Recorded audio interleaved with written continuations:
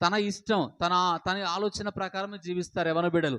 కానీ మరియా తన ఆలోచన ప్రకారం జీవించకుండా, తన ఇష్ట ప్రకారం జీవించకుండా, తన ఉద్దేశ ప్రకారం జీవించకుండా, దేవునికి చిత్తానికి పరిస్థితులు ఎంత కఠినమైన, ఎంత ఇబ్బందులైనా, ఎంత శోధనలైనా దేవుని ఉద్దేశానికి లోబడింది ఎవరు అంటే మరియమ్మ.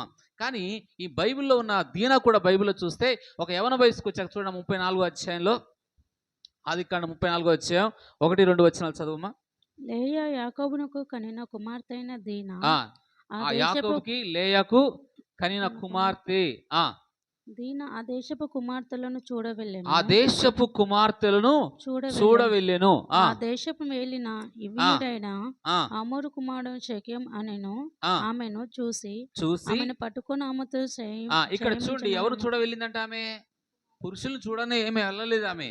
కానీ ఎవరితో సాహసం చేయడం వెళ్ళింది? ఆ దేశంలో ఉన్న యవన స్త్రీలు ఎంతో మంది ఉంటారు.